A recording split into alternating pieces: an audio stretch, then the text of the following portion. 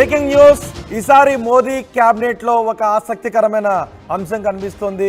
బీజేపీలో 75+ ఫార్ములాకి చెక్ పడింది. 75 ఏళ్లు దాటినా క్యాబినెట్ లోకి తీసుకోవాల్సి వచ్చింది. ఈసారి మిత్రపక్షాలతో కలిపిన ప్రభుత్వం ఏర్పడింది కాబట్టి 75 ఏళ్లు దాటిన వ్యక్తిని కూడా క్యాబినెట్ లోకి తీసుకోవాల్సి వచ్చింది. జితిన్ రామ్ మాంఝీకి 79 సంవత్సరాలు. ఆయన్ను కేంద్ర క్యాబినెట్లోకి తీసుకున్నారు మోదీ. ఆయన హిందుస్థానీ ఆవామ్ మోర్చా పార్టీ నుంచి ఎన్నికయ్యారు, ఒక్కరే ఎంపీగా ఎన్నికయ్యారు. బీహార్ నుంచి ఎన్నికయ్యారు. మాంఝీకి క్యాబినెట్ పదవి వరించింది, కానీ 79 సంవత్సరాల వయసు ఉన్నప్పటికీ ఆయన క్యాబినెట్లోకి తీసుకోవాల్సి వచ్చింది. 2014లో 75+ ఫార్ములాను బీజేపీ తీసుకొచ్చింది.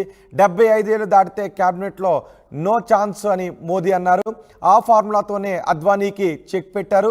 మురళీ మనోహర్ జోషి, యశ్వంత్ సిన్హాలకు కూడా మొండి చేయి చూపించారు. కర్ణాటక ఎన్నికల్లోనూ పలువురు సీనియర్లకు చెక్ పెట్టారు.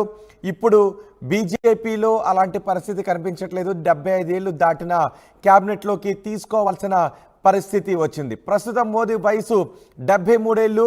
మోదీ కోసమే 75+ ఫార్ములాకి దూరం పెట్టారా, లేక మిత్రపక్షాల ఒత్తిళ్లకు తలగ్గాల్సి వచ్చిందా అనేది ఇప్పుడు చర్చనీయాంశంగా మారింది. ఒకవేళ 75+ ఫార్ములాకి మోదీ కట్టుబడి ఉన్నట్లయితే మోదీ త్వరలోనే రాజకీయాల నుంచి తప్పుకోవాల్సిన పరిస్థితి ఏర్పడుతుంది.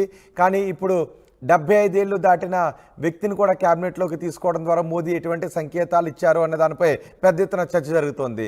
జితిన్ రామ్ మాంఝీకి ప్రస్తుతం 79 సంవత్సరాలు అయినప్పటికీ జితిన్ రామ్ మాంఝీని కేంద్ర క్యాబినెట్లోకి తీసుకోవడంపై పెద్ద ఎత్తున చర్చ జరుగుతుంది. మా ప్రతినిధి రామకృష్ణ మనకు అందుబాటులో ఉన్నారు. రామకృష్ణ, 75 ఫార్ములాను తీసుకొచ్చారు మోదీ. ఆ 75 ఫార్ములాను తీసుకుని రావడం ద్వారా చాలామంది బీజేపీ సీనియర్లకు పదవులు దక్కకుండా పోయాయి. కేవలం కీలకమైనటువంటి పదవుల వాళ్ళు లేకుండా పోయారు. కానీ ఇప్పుడు జితిన్ రామ్ మాంఝీకి 79 సంవత్సరాలు. ఆయన హిందుస్థానీ ఆవామ్ మోర్చా నుంచి ఎన్నికయ్యారు. కానీ ఆయన్ను కేంద్ర ప్రభుత్వంలోకి తీసుకున్నారు, క్యాబినెట్లోకి తీసుకున్నారు. దీన్ని ఎలా చూడాలి? అయితే జితిన్ రామ్ మాంఝీ బీజేపీ పార్టీ కాదు కదా రోహిత్, ఆయన వేరే పార్టీ. ఇప్పుడు వచ్చేసరికల్లా 75+ ఫార్ములాకి అనేది బీజేపీ పార్టీ వాళ్ళకే వర్తిస్తుంది. మరి బీజేపీ పార్టీలో గతంలో ఈ ఫార్ములాతోనే అద్వానీకి, మురళీ మనోహర్ జోషికి, యశ్వంత్ సిన్హాలకు చెక్ పెట్టారు. కర్ణాటక ఎన్నికల్లో కూడా పలువురు సీనియర్లకు చెక్ పెట్టారు. అయితే ఇప్పుడు మాత్రం ఈ మోడీ వయసు మాత్రం 73 ఏళ్ళు ఉంది. కానీ ఆయన ప్రధానమంత్రిగా కొనసాగుతారు. 75 ఏళ్ళు దాటిన తర్వాత కూడా కొనసాగుతారు. అయితే వీళ్ళు తమ రాజ్యాంగాన్ని వాడిని కొంత చేంజెస్ చేసుకునే అవకాశాలు కూడా కనిపిస్తున్నాయి. అందులో భాగంగా ఇప్పుడు మిత్రపక్షాల్లో ఉన్నటువంటి హిందుస్థాన్ అవామీ మోర్చాకు సంబంధించినటువంటి జితిన్ రామ్ మాంఝీకి కేంద్ర మంత్రి పదవి ఇచ్చారు. దీని ప్రకారం చూసుకున్నట్టుగైతే 75+ ఫార్ములాకి మంగళం పాడేస్తుంది బీజేపీ అని చెప్పేసి తెలుస్తోంది. మరి ఇక ఈ నేపథ్యంలో నరేంద్ర మోడీని కంటిన్యూ చెయ్యొచ్చు. ఈ 5 ఏళ్లే కాదు, మరో ఇంకో 5 ఏళ్ళు. పార్టీ పరంగా 75+ ఫార్ములా పార్టీ పరంగా తీసుకున్నది కాదు అనే సంకేతాలను ఏమైనా ఇచ్చారా మోదీ? అలా అంటే అలాంటి సంకేతం పార్టీ పరంగా తీసుకున్నది. ఆ రోజు అప్పట్లో ఇది పార్టీ పరంగా తీసుకున్న నిర్ణయం. క్యాబినెట్ లోకి తీసుకోవాలంటే పార్టీలో 2 విషయాలు అక్కడ ఇప్పుడు చెప్పిందంటే ఒకే వ్యక్తికి 2 పదవులు ఉండకూడదు. అదే విధంగా 75 ఏళ్ళు దాటితే ఇక జితిన్ రామ్ మాంఝీని ఎందుకు తీసుకున్నట్టు? ఆయన అఫ్ కోర్స్ మిత్రపక్షాల్లో ఒక పార్టీ హిందుస్థానీ ఆవామ్ మోర్చా పార్టీ నుంచి ఉన్నారు, ఆయన ఒక్కరే ఎంపీగా ఉన్నారు. సో ఆయన ఒక్కరిని తీసుకోవడం ద్వారా ఆ ఉద్దేశం ఏంటి? 75 సంవత్సరాలు అని అన్నప్పుడు ఆయన తీసుకోకపోతే బీజేపీ కలిగే నష్టం ఏంటి? అంటే మిత్రపక్షం కాబట్టి ఇస్తారు. ఇది 75+ ఫార్ములా అనేది కేవలం బీజేపీ పార్టీకి సంబంధించింది తప్ప ఇతర పార్టీలకు సంబంధించిన పార్టీ.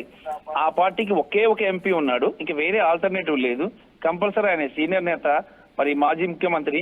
ఈ నేపథ్యంలో ఆయనకి కంపల్సరీగా ఇవ్వాల్సిన పరిస్థితి ఏర్పడింది కాబట్టి ఆయనకి ఇచ్చారు. కానీ బీజేపీ వాళ్ళకి నేతలు ఎవరు కూడా 75+ వాళ్ళు ఎవరు కూడా ఈరోజు క్యాబినెట్ లో లేరు. ఈవెన్ మోడీ కూడా 73 ఏళ్లే. మరి ఇక 2 ఏళ్ల తర్వాత మరి ఆ ఫార్ములా ఉంది కాబట్టి మోడీని మార్చి ఇంకొకరిని పెడతారా, లేకపోతే మోడీని కంటిన్యూ చేస్తారా అనేది 2 ఏళ్ల దాకా వెయిట్ చేయాలి. ఎందుకంటే ప్రస్తుతానికైతే మాత్రం అదే ఫార్ములానే అమలు చేస్తుంది బీజేపీ.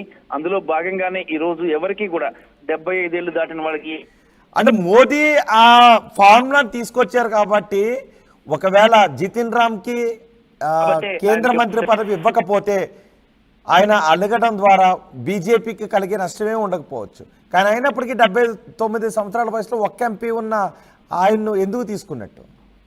ఇదే అంటే ఇక్కడ ఒకటి విషయం గుర్తుంచుకోవాలి రోహిత్.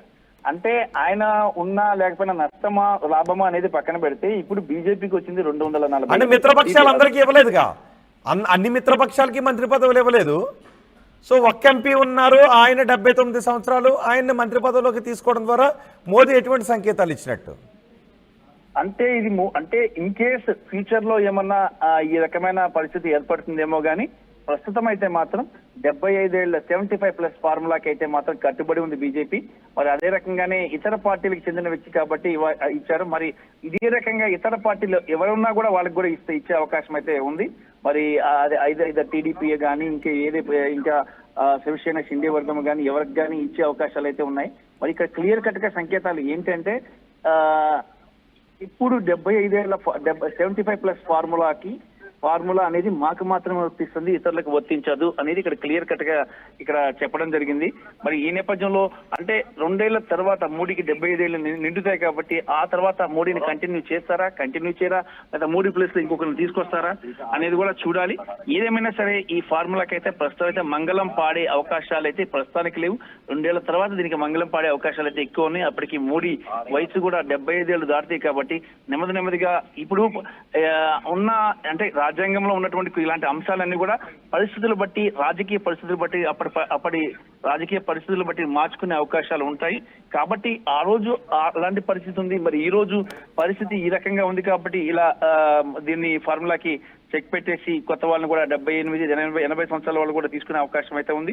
మరి ఫ్యూచర్ లో కూడా 75 సంవత్సరాలు దాటిన వాళ్ళు కూడా బీజేపీ తీసుకునే అవకాశాలు అయితే ఎక్కువ ఉంటాయి. ఇదంతా కూడా రాజకీయ పరిస్థితులు మాంజీని కేబినెట్ లోకి తీసుకోవడం ద్వారా ఎవరైనా విమర్శిస్తూ ఉన్నారా? బీజేపీలోనే 75 సంవత్సరాలు దాటిన కారణంగా కొన్ని పదవులు కోల్పోయిన వాళ్ళు, అవకాశాలు కోల్పోయిన వాళ్ళ వర్గం నుంచి ఏదైనా విమర్శలు వస్తున్నాయా? అసలు ఏమీ లేవు రోహిత్. అలాంటిదేమి ఇప్పటిదాకా ఎలాంటి కంప్లైంట్స్ అయితే ఏమీ కూడా లేవు. ఎవరు కూడా ఇతర పార్టీలు అతన్ని ఎందుకు తీసుకున్నారు అనే ప్రతిపాదన అయితే తీసుకురాలేదు. మరి ఇది అసలు యాక్చువల్ గా ఇది చూసుకున్నట్టుగా అయితే బీజేపీ పార్టీకి చెందిన వ్యక్తి కాదు. రెండోది చూసుకున్నట్టుగా అయితే 75 ఏళ్ల అనే అంశం, 75 ఏళ్ల ఫార్ములా అనే అంశాన్ని బీజేపీ ఎప్పుడైనా మార్చుకోవచ్చు. రాజకీయ పరిస్థితులు, అక్కడ స్థానిక పరిస్థితులు, ఉన్న పరిస్థితులు అనుగుణంగా ఇప్పుడున్న పరిస్థితులు తీసుకుంటే ప్రతి ఒక్క ఓటు కూడా ఇంపార్టెంటే. ఎప్పుడు బీజేపీ ప్రభుత్వాన్ని కుప్పకూల్చుదామని రెడీగా ఇండియా కూటమి ఉంది.